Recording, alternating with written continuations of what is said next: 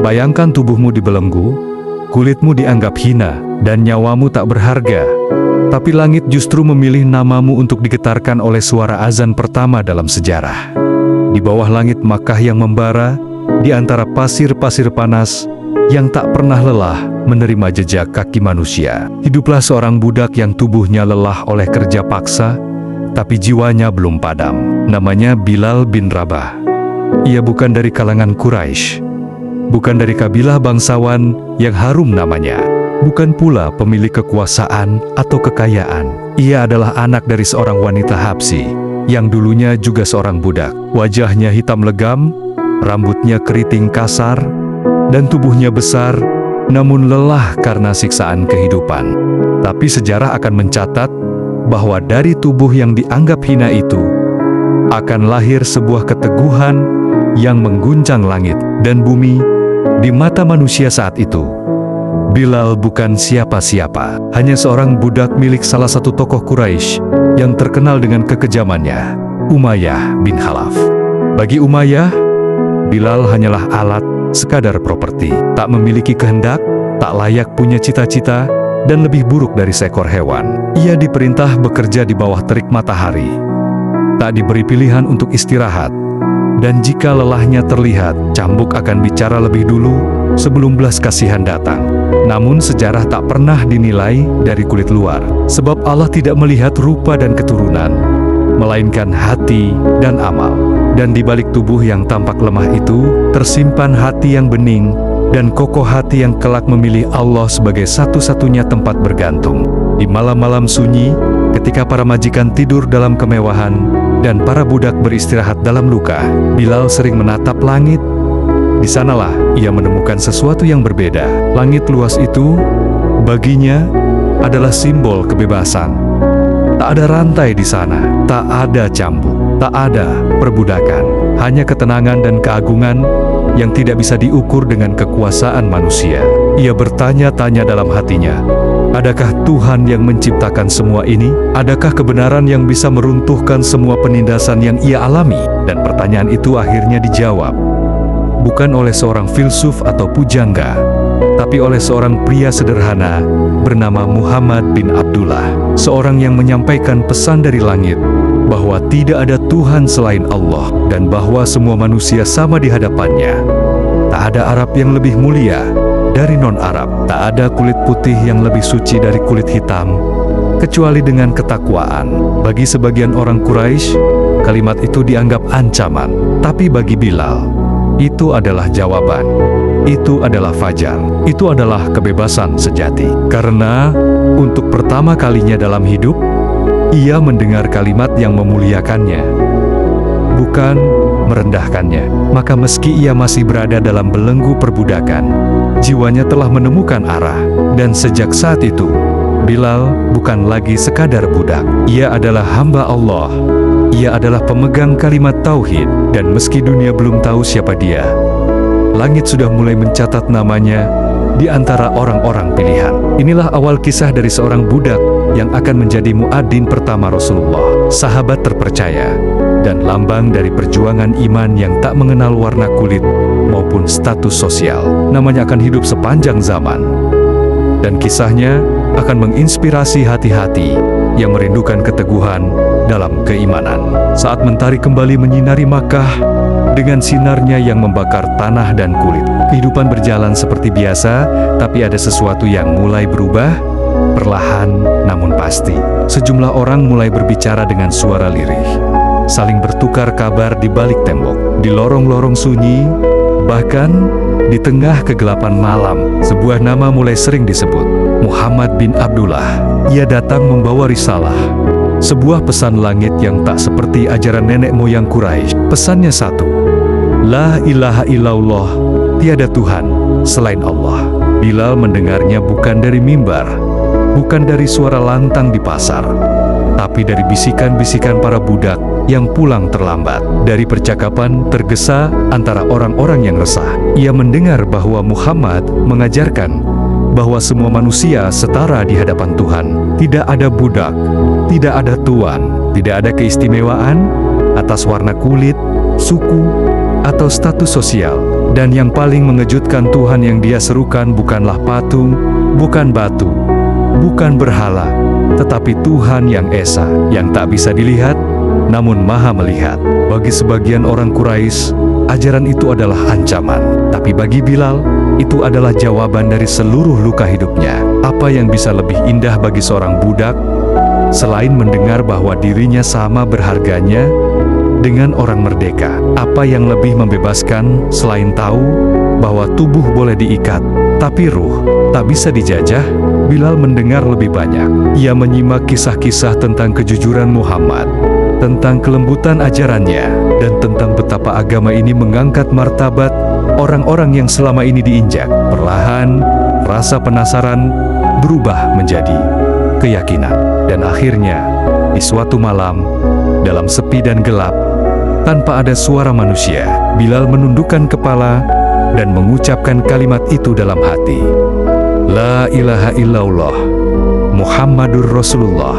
Kalimat yang akan mengubah seluruh jalannya hidup. Tidak ada saksi, tidak ada pesta, tidak ada sorak gembira, tapi langit mencatatnya. Dan bumi pun diam-diam berguncang, karena salah satu hamba Allah yang paling kuat imannya baru saja memilih jalan kebenaran. Sejak malam itu, dunia tidak lagi sama bagi Bilal. Ia masih harus menjalankan tugas sebagai budak, masih harus mengangkat beban, menyapu lantai, membersihkan halaman. Tapi ia tahu, ia bukan lagi hamba Umayyah bin Khalaf. Ia sekarang adalah hamba Allah, Tuhan yang Maha Esa. Dan tak ada satupun rantai di dunia yang bisa memenjarakan hati yang telah mengenal Tuhannya. Namun, di balik ketenangan itu, bahaya mulai mengintai. Iman yang disembunyikan hanya bisa bertahan sementara. Dan bagi orang seperti Bilal, yang seluruh hidupnya telah dipenuhi dengan ketulusan dan kejujuran, menyembunyikan kebenaran akan terasa seperti memenjarakan dirinya kembali. Ia mulai berubah.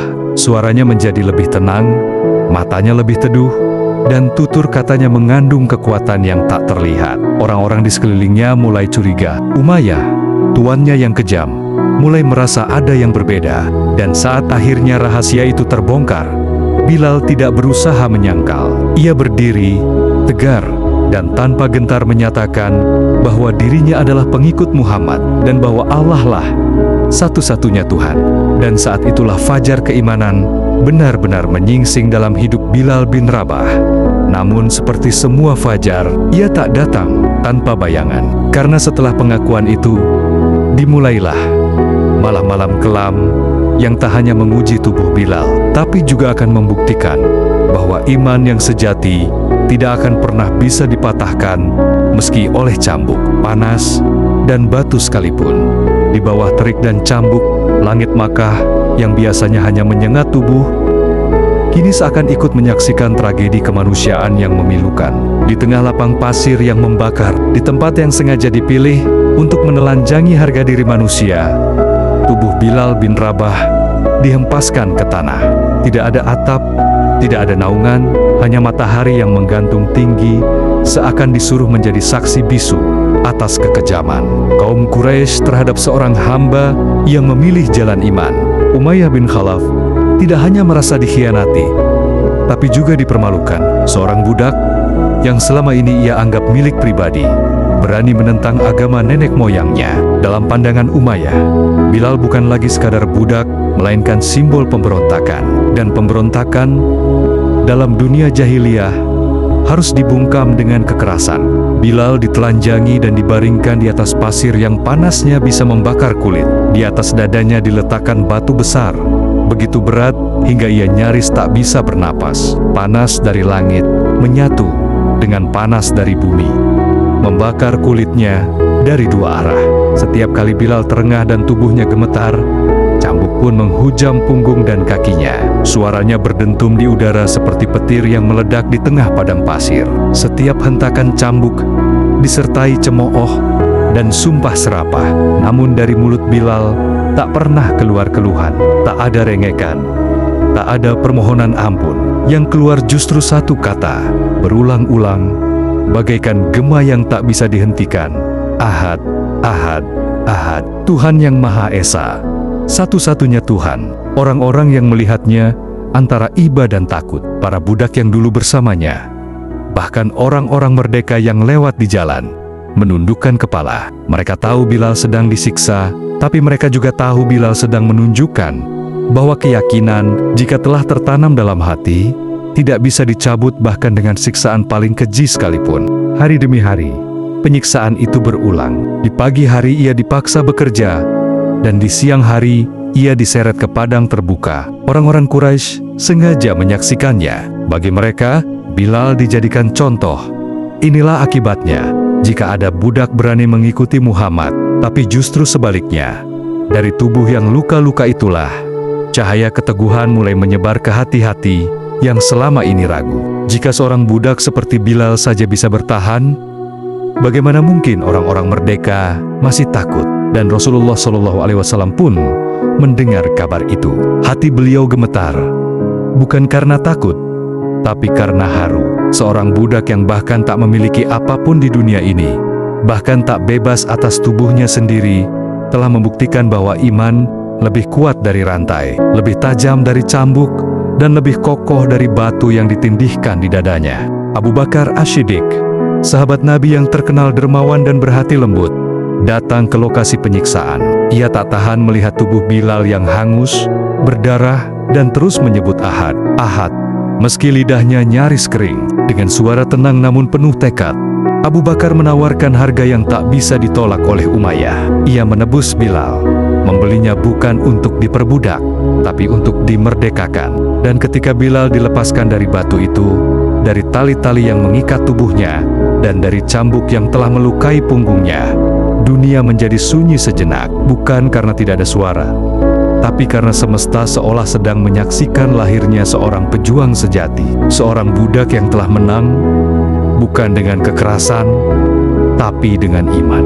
Bilal berdiri, tubuhnya goyah, luka-lukanya terbuka, tapi dari wajahnya terpancar cahaya yang tidak bisa disembunyikan, cahaya orang-orang yang telah memilih Allah dan tidak akan pernah mundur lagi. Merdeka di dunia, bebas dalam iman. Hari itu langit Makkah tampak biasa, tapi sesuatu yang luar biasa telah terjadi. Untuk pertama kalinya sejak ia dilahirkan, Bilal bin Rabah melangkah tanpa beban rantai di kaki dan cambuk di punggungnya. Ia bukan lagi budak Umayyah. Ia telah dimerdekakan oleh Abu Bakar As-Siddiq, sahabat Rasulullah yang dikenal lembut hatinya dan dermawan tangannya. Tapi Bilal tahu, kemerdekaan yang ia miliki bukan semata karena uang tebusan. Ia bebas karena Allah telah mengangkatnya. Imanlah yang membebaskannya lebih dahulu, sebelum tubuhnya lepas dari belenggu. Namun bagi Bilal, kebebasan bukanlah akhir dari perjuangan. Justru itu adalah awal dari pengabdian. Sejak saat itu, hidupnya hanya punya satu arah, menjadi hamba sejati Allah dan pelayan setia Rasulullah.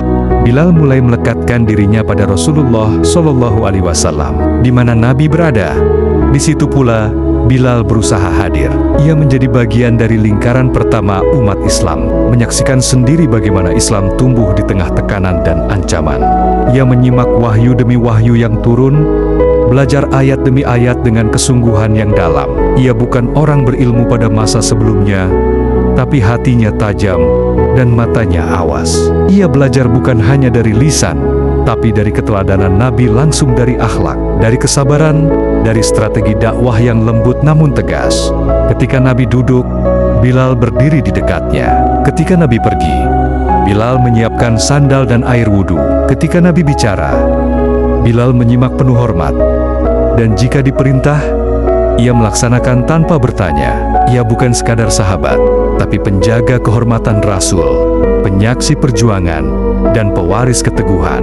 Masyarakat Muslim awal pun mulai melihat sesuatu yang istimewa dalam diri Bilal, meski tubuhnya masih menyisakan bekas siksaan dan kulitnya masih gelap legam oleh terik Makkah. Hati mereka tak lagi melihat warna atau status. Yang mereka lihat adalah seorang lelaki yang telah membuktikan bahwa iman bukanlah kata-kata, melainkan keberanian untuk bertahan ketika seluruh dunia memaksamu menyerah. Bilal pun mulai diangkat derajatnya di tengah umat. Rasulullah tidak memperlakukannya seperti orang rendahan. Bahkan, seringkali menunjukkan kemuliaannya. Dalam satu kesempatan, Rasulullah pernah bersabda, "Aku mendengar suara langkahmu di surga, wahai Bilal." Sebuah kalimat yang membuat langit pun mungkin tergetar. Bilal, seorang budak hitam yang dulu ditindas dan diludahi, kini telah dijanjikan surga oleh Rasulullah sendiri. Ia pun mulai berperan dalam kegiatan dakwah. Suaranya, yang dahulu hanya digunakan untuk mengaduh kesakitan di padang siksaan, kini digunakan untuk membaca kalimat Allah, untuk menguatkan kaum muslimin, dan kelak untuk mengumandangkan azan pertama dalam sejarah Islam.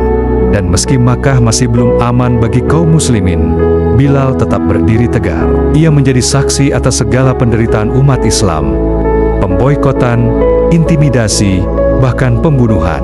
Tapi ia juga menjadi saksi atas tumbuhnya cinta dan keimanan di tengah para sahabat. Bilal tak pernah meminta lebih, tak pernah berambisi menjadi pemimpin.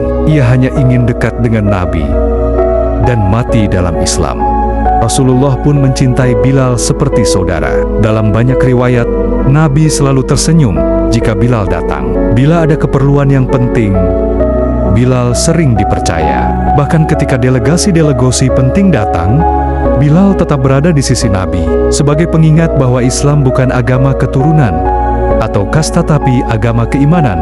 Dari seorang budak tanpa harga, Bilal kini menjadi lambang kemuliaan Islam. Ia adalah bukti bahwa ketika Allah mengangkat seseorang, tidak ada makhluk di bumi ini yang bisa menghalanginya. Dan Bilal tahu, hidupnya bukan untuk dunia, tapi untuk akhirat. Maka setiap hari, ia siapkan dirinya untuk menyambut perintah Allah. Apapun itu, dengan satu tekad yang tak pernah berubah, berdiri teguh di atas tauhid, bersama Rasulullah, sampai akhir hayatnya. Suara langit di Madinah. Hijrah ke Madinah bukan sekadar perpindahan fisik bagi kaum muslimin. Itu adalah lembaran baru bagi dakwah Islam. Setelah bertahan-tahan tertindas di Makkah, kini Islam tumbuh di tanah yang lebih ramah. Nabi Muhammad SAW dan para sahabatnya, termasuk Bilal bin Rabah, menapakkan kaki di kota yang dulu bernama Yatsrib, yang kemudian dikenal sebagai Madinatun Nabi, kota Nabi. Di kota baru itu, kehidupan dimulai kembali. Masjid Nabawi dibangun dari tanah dan batang kurma. Namun, dari situlah akan lahir peradaban agung yang mengguncang dunia. Dan dalam momen-momen awal itu, satu pertanyaan penting muncul di antara para sahabat.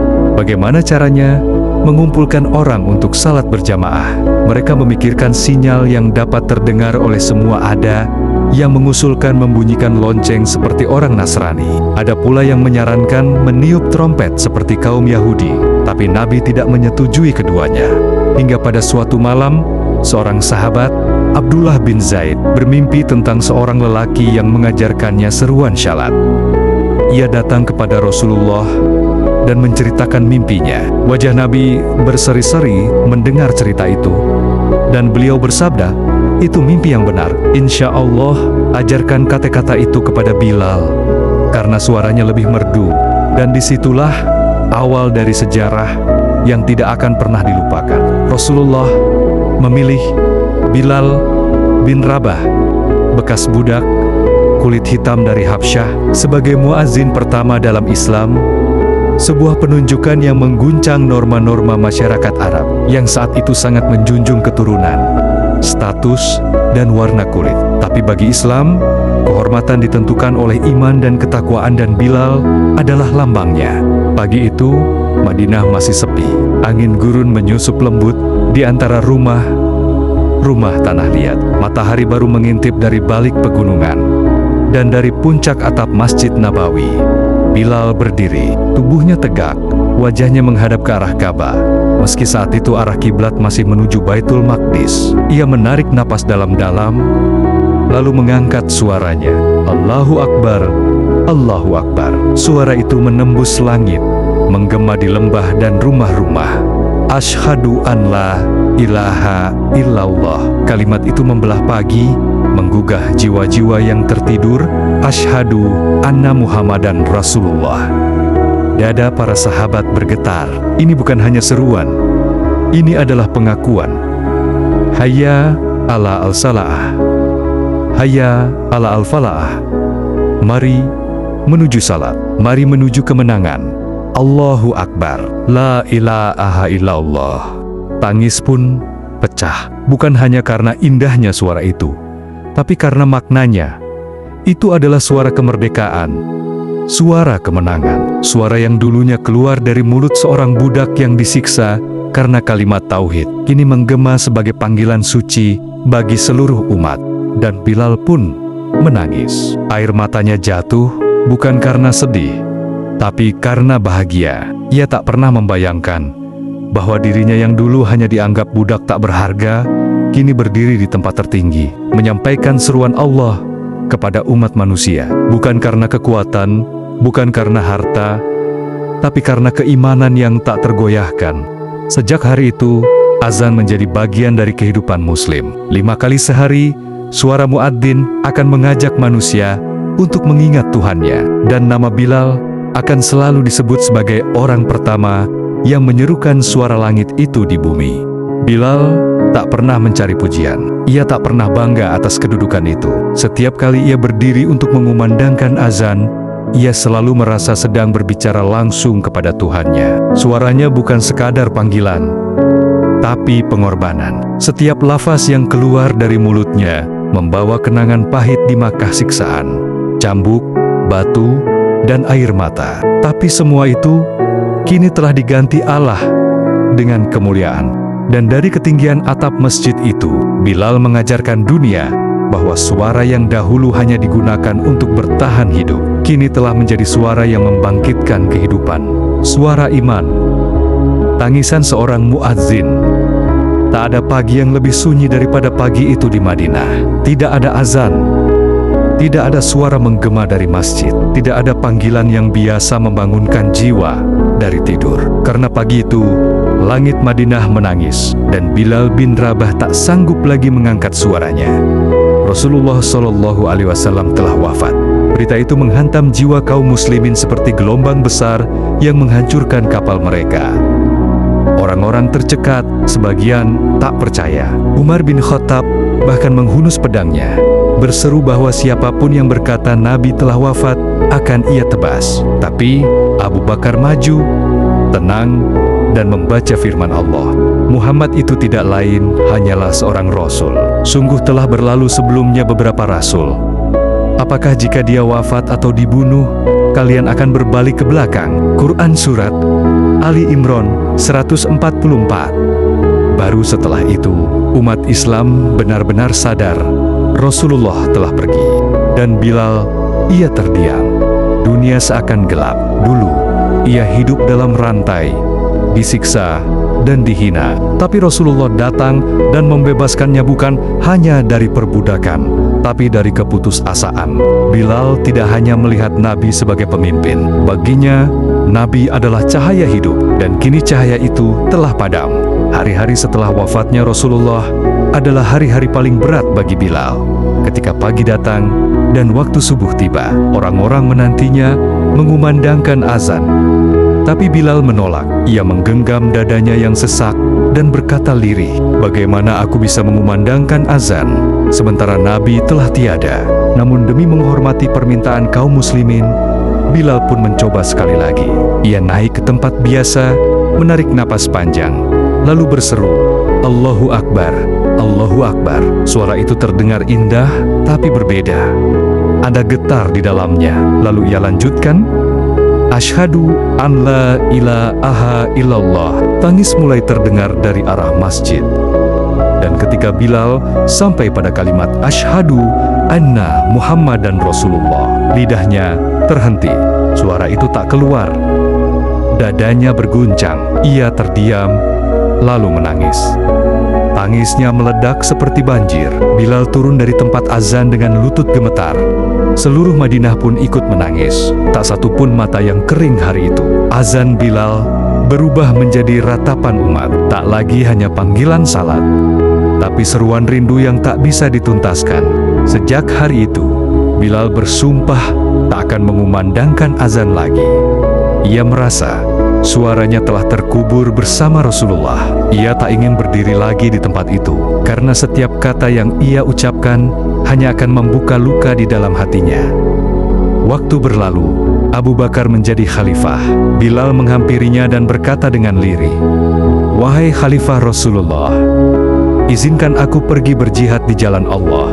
Abu Bakar menangis karena ia tahu Bilal bukan ingin lari dari tugas, tapi dari kenangan yang terlalu dalam. Akhirnya, Bilal pun pergi ke Syam, sekarang wilayah Suriah, mengikuti pasukan Islam yang membebaskan negeri-negeri dari tirani. Tahun demi tahun berlalu, Bilal tetap hidup dalam kesederhanaan dan pengabdian, tapi rindu pada Nabi tak pernah surut. Suatu malam, ia bermimpi bertemu Rasulullah.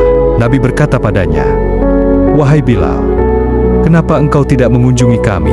Pagi itu Bilal terbangun dengan air mata. Ia segera menyiapkan perjalanan menuju Madinah. Dan saat ia tiba, kota itu seperti bangkit kembali.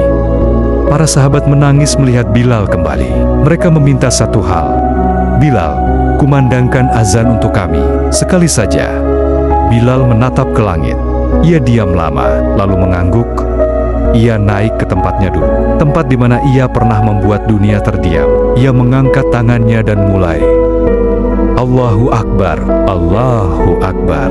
Satu persatu orang-orang keluar dari rumah mereka, menangis terseduh. "Asyhadu an la ilaha illallah." Hati Madinah kembali bergetar. "Asyhadu anna Muhammadan Rasulullah." Dan di situ Bilal terhenti lagi. Ia menutup wajah dengan kedua tangan. Air matanya tak terbendung. Semua orang yang mendengar azan itu menangis. Mereka mengenang masa saat Nabi masih hidup, saat suara Bilal adalah tanda bahwa mereka akan salat di belakang kekasih Allah. Itulah azan terakhir Bilal. Ia tidak pernah lagi mengumandangkannya. Dan ketika ajal mendekat, Bilal tersenyum dan berkata pada istrinya, "Besok aku akan bertemu Muhammad dan para sahabat." Wajahnya bercahaya, dan dengan damai, Bilal bin Rabah kembali kepada robnya dalam keadaan tetap merdeka, tetap beriman, dan tetap menjadi muadzin langit yang suaranya menggema hingga hari ini. Warisan yang menggema hingga hari ini. Seiring waktu terus berjalan, nama-nama besar dalam sejarah silih berganti. Kerajaan bangkit dan runtuh, pahlawan datang dan pergi. Namun ada satu nama yang tetap menggema di setiap penjuru bumi Islam. Bilal bin Rabah. Ia bukan raja, bukan jenderal, bukan orang kaya. Ia hanyalah seorang mantan budak berkulit hitam dari Habsyah. Tapi warisannya melampaui batas-batas zaman, bangsa, dan warna kulit. Setiap kali azan berkumandang dari menara masjid, di kota manapun di dunia ini, dari Makkah hingga Jakarta, dari Kairo hingga New York, kita sedang mendengar gema dari seruan pertama yang dikumandangkan Bilal. Ia adalah muadzin pertama, tetapi lebih dari itu, ia adalah simbol suara keimanan yang tak bisa dibungkam oleh kekuasaan atau kekerasan. Bilal telah menunjukkan kepada dunia bahwa kemuliaan dalam Islam tidak bergantung pada warna kulit, garis keturunan, atau harta benda. Dalam masyarakat jahiliyah yang menjunjung tinggi bangsawan dan menghina budak, Islam datang membawa revolusi yang mengguncang akar-akar sosial.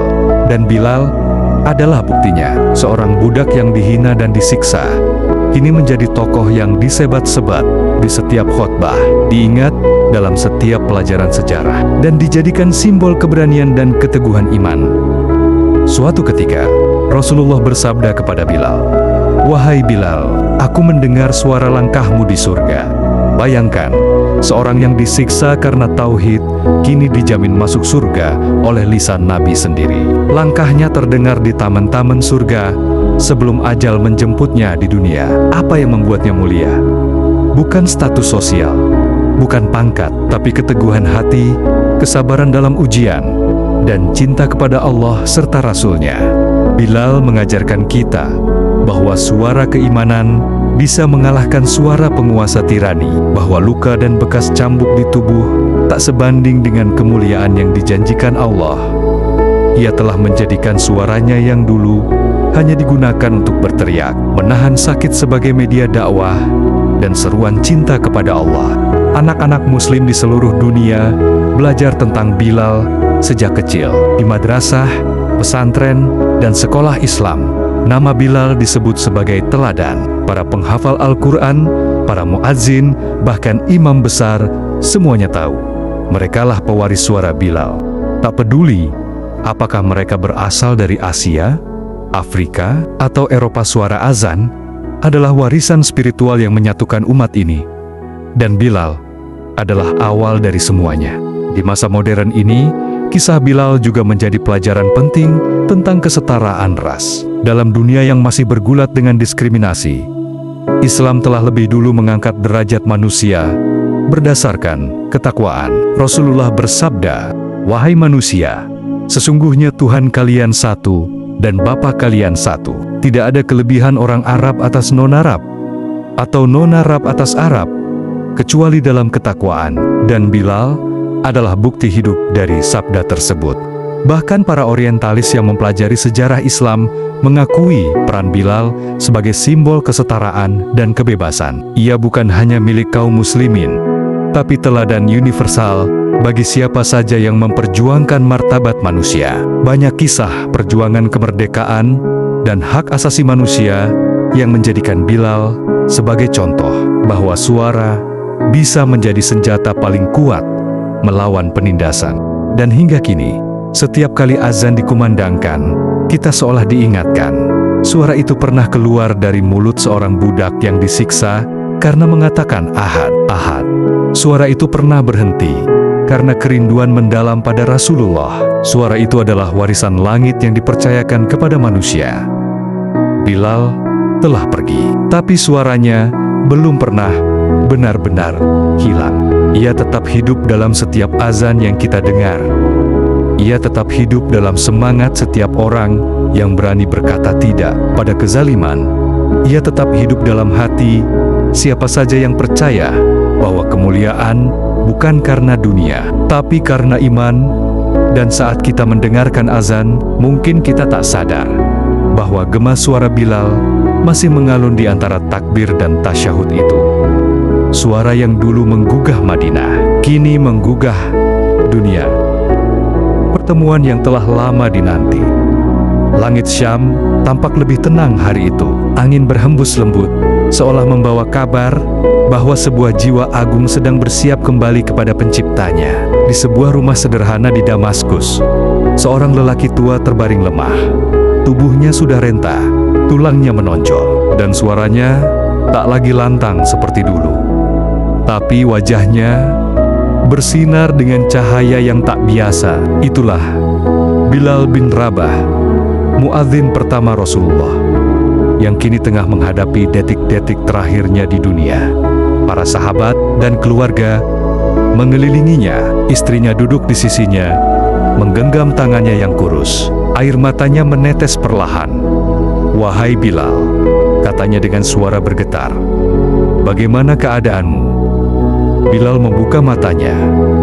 Ia tersenyum, dan dengan suara pelan tapi jelas, ia berkata, "Besok, aku akan bertemu dengan Muhammad dan para sahabatnya." Matanya menerawang ke langit-langit, seakan menatap sesuatu yang tak terlihat oleh yang lain. Ia bukan melihat langit, dunia, ia melihat cahaya akhirat. Ia bukan menanti kematian, ia menanti pertemuan yang ia rindukan sejak hari saat Rasulullah wafat. Dan ia berhenti mengumandangkan azan. Rindu itu tak pernah padam. Kini, setelah bertahun-tahun, waktu itu akhirnya datang. Orang-orang di sekelilingnya menangis, tapi Bilal tidak. Ia justru tampak tenang. Tak ada ketakutan dalam dirinya, tak ada penyesalan, hanya kedamaian. Karena ia tahu, seluruh hidupnya telah ia gunakan untuk Islam. Ia tahu, suara yang dulu ia lantangkan di Makkah dan Madinah adalah suara yang menggetarkan langit dan dicintai oleh Nabi.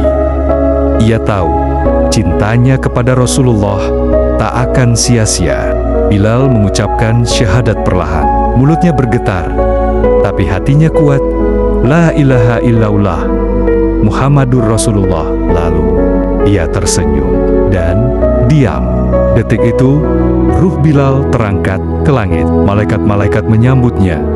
Alam semesta bersaksi atas kehidupannya. Dan jauh di atas sana, pintu-pintu surga terbuka. Seorang lelaki yang dulu di dunia hanya dipanggil budak hitam, kini disambut sebagai pejuang mulia, muadzin langit, dan kekasih Rasulullah Dan Rasulullah SAW yang pernah mendengar azan Bilal setiap hari, yang pernah mengatakan, "Aku mendengar langkahmu di surga," kini menyambutnya di gerbang abadi itu. Bayangkan momen itu. Bilal berlari kepada Rasulullah. Rasulullah tersenyum, merentangkan tangan, dan dua sahabat yang terpisah oleh kematian kini dipertemukan kembali oleh cinta yang tak pernah layu. Mereka tak lagi dalam dunia penuh ujian, tak ada lagi cambuk, tak ada lagi penindasan, tak ada lagi air mata, hanya kedamaian, cahaya, dan keabadian.